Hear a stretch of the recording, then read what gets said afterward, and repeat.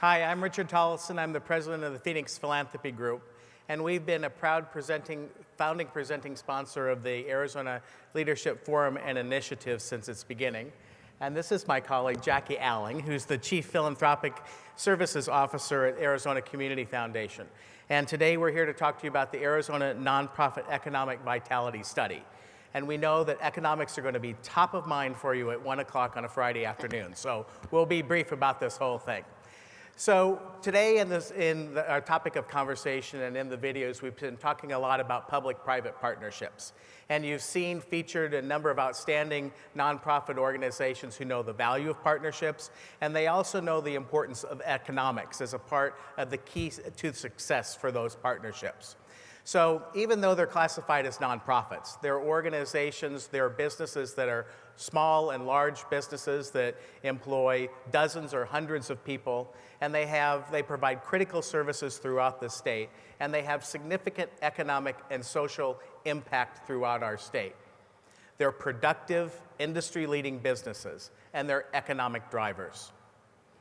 We began the Arizona Leadership When we began the Arizona Leadership Initiative 4 years ago, we were scratching our head a little bit on some things that we were hearing or not.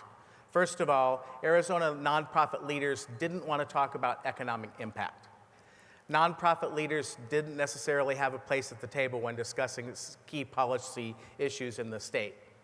And Arizona's leaders and policymakers often looked at the state's most pressing economic issues in terms of the public-private sectors, not the nonprofit sectors. After our first year, the nonprofit leaders began to recognize the need for research and data to support their work, to quantify their impact, and to help them and their funders be more strategic in the ways they manage their investments, both financial and human capital. And today, thanks in large part to the forum and the initiative, nonprofits are increasingly viewed as critical partners in addressing ever more complex public issues. Leaders in all three sectors now recognize the need to have a deeper understanding of the economic power and the potential of the nonprofit sector. And that's why we've created the Arizona Nonprofit Economic Vitality Study, and that has been commissioned. So the study is one of the 4 accelerator initiatives of the Leadership Initiative. It's going to quantify the nonprofit sector's role in Arizona and its overall role on the economic development of the state. It'll be the first of its kind in the state of Arizona, and we believe it will be a national model for studies. We're currently in the first stages of the studies. Before I tell you about it, I'm going to first thank all of our partners who are involved. The study is being conducted by the Seidman Institute at Arizona State University, headed up by Dennis Hoffman and Anthony Evans. The ASU Lodestar Center with Robert Ashcraft and Stephanie LaLoggia, and the Alliance of Arizona Nonprofits, Patrick McWhorter, and with engagement of the Phoenix Philanthropy Group. The study is funded by the Arizona Community Foundation, the Industrial Development Authority of Maricopa County, and Arizona Public Service, with input from the Arizona Grantmakers Forum, Arizona Community Foundation, Freeport-McMoran, Flynn Foundation, Social Venture Partners Arizona, and National Bank. So the study's in 4 parts. The first has to do with the scale and scope of the sector. And what we're doing in that part is we're building upon research that is already being done and has been commissioned by the ASU Lodestar Center and the Arizona Grantmakers Forum to have a more far-reaching assessment of the size, scale, and scope of the sector and its economic impact and value. The second, we will look at nonprofit organizations and their relationships to business and government. As you know, a lot of Arizona's nonprofits are contracted every year to provide vital services in the human services and health-related areas. Also, employees of Arizona's corporations use many of the services provided by nonprofit organizations. But the interlocking and interdependent relationships between nonprofits, government, and business is not well understood. And this report will explore and quantify those relationships amongst the 3 sectors and its impact on the sector and the economy. Next is with regard to networks. networks the types, the quantities, the outcomes of the connections amongst the three sectors. It will provide a new understanding of how valuable those networks are and how they effectively work together to impact our life quality. And the last part is what's really industry leading about this report and what we're so excited about it. And Dennis and his team and Patrick and Stephanie have scanned, the environment nationally to look at other economic studies. And that's particularly why we're calling it the Economic Vitality Study, because we believe it goes above and beyond other studies around the country. And what will distinguish it is the social return on investment. It'll tell us what investments in nonprofit organizations, government, and business is needed to have a real, sustainable impact on the state's most pressing economic and social issues. And of particular importance, the study will tell leaders and policymakers, and it will provide the data needed to answer one key question: what are the best investment strategies to achieve the Arizona we want? So Jacky's going to talk a little bit now about how the Arizona Community Foundation has become involved and her reason for being a leader in this initiative. Thank you, Richard. Could you bring me my notes? I decided I like it up here. Okay. I just feel kind of tall all of a sudden. Thank you very much. I'll sit by you. Oh, good. Well, part of the theme today has been about the Arizona we want and the Arizona we want to be recognized for and the Arizona we are. And I loved opening these materials and seeing the amazing, beautiful, phenomenal Grand Canyon. And I have to share with you, I travel all over the nation and I've experienced what many people have referenced today in terms of Arizona's politics or our education rankings. But I had the pleasure of going to Beijing this summer, and my husband and I were visiting the Great Wall of China. And many people in Beijing, the younger people under 30 in particular, speak English. And they asked, "Where are you from?" And I thought, here it comes, Arizona.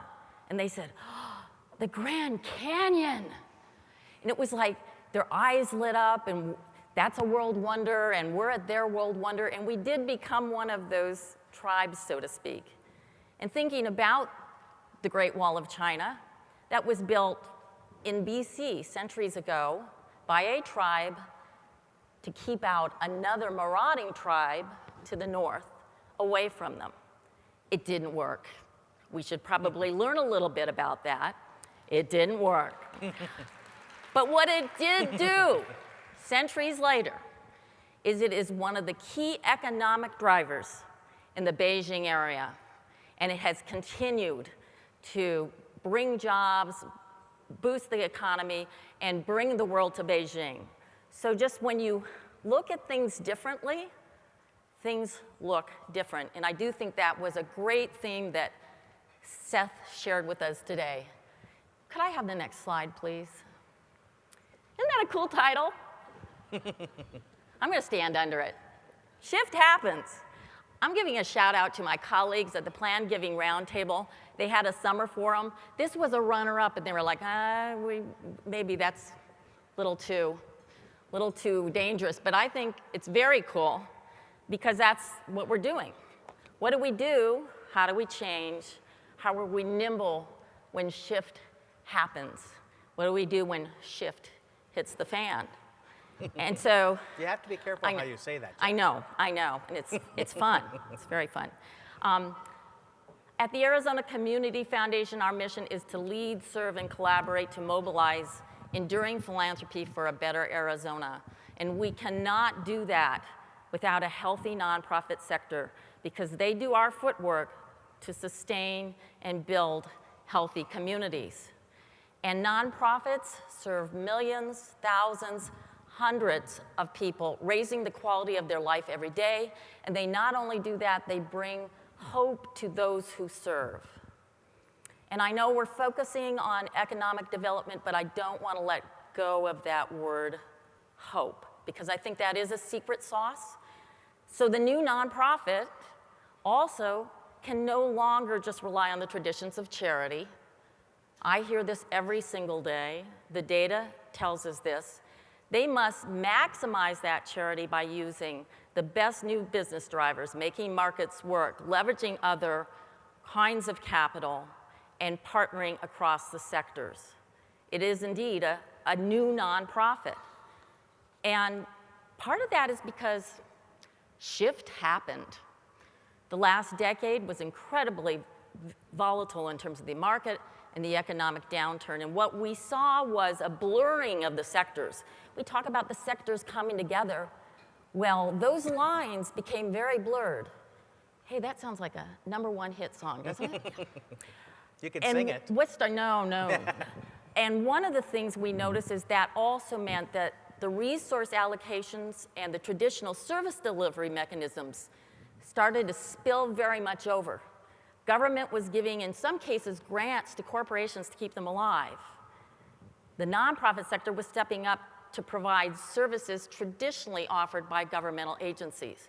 So to sort of isolate ourselves by sectors doesn't make as much sense anymore. It's more about what is the ecosystem, how do we work together, how do we shift all of our business models? There's that word again. So when you look at things differently, things look different. Community foundations found themselves grappling with how do we have a new business model. We were addicted to asset-based fees. And right at the time that the market plunged and our assets declined, that's when the community needed our support the most. And so we went through a process of retooling our business model, adding new business drivers, doing fee-for-service. We created the PECA Center for Corporate Philanthropy to help corporations do their philanthropy. It's growing by leaps and bounds. And we also said, how can we start to use philanthropic capital, in addition to our grants, in other ways to make more happen and use it in creative ways? And I'm just going to share a few examples with you. One exercise we went through as a staff, there was a video and an exercise called Flipping Orthodoxies. I thought a little bit about the bats hanging up and down with Seth's presentation. And in that, they said, think about this. If you were a grocer and you have an express lane, why are you rewarding your worst customer? I have personally put things back so I could speed through that express lane. I bought less. So start to look at why we do things, what are some of the motives behind it, and flip those orthodoxies. So as a community foundation, we started thinking about, are nonprofits really undercapitalized, or are they capitalized in the wrong way? And I think it's a little of both. We talked to nonprofit affordable housing developers, and we said, do you not have enough money? What are the barriers? And they said, oh, we got money. We got money from the feds, from the state. We've got money from commercial lenders. What we don't have is jumpstart money. To jumpstart our programs, to get them started, that's the risky money that traditional lenders will not fund. It's the littlest money, too. And we thought, okay, why don't we start a pool? We'll give 0 interest loans out of this jumpstart fund. We get it going. When the nonprofits finally get their long-term financing, they pay us back. We recycle it right out into the community again. So just by looking at this a little differently, we have to date funded 31 affordable housing and supportive housing projects. Thank you. We have tracked that we have created thousands of temporary and permanent jobs, which is not too shabby given the last decade. That was a big deal. And we created incredible programs for people in need all across the state. And I'm going to highlight one of those right now. Could you advance the slide, please? This is a very cool project. And talk about flipping orthodoxies. Instead of taking one population, one demographic, and focusing on that, which is so often the model with service delivery, this is a collaboration between SARC, Foundation for Senior Living, and the newly created First Place. This is an intergenerational housing unit that houses young adults with autism with seniors that need affordable housing. And so all of a sudden, they're not the recipients of services. They're assets to each other. They have things to bring to each other that can be very helpful and to build a sense of community, much like our families used to grow up a long time ago across the generations. I think that's a really bold approach.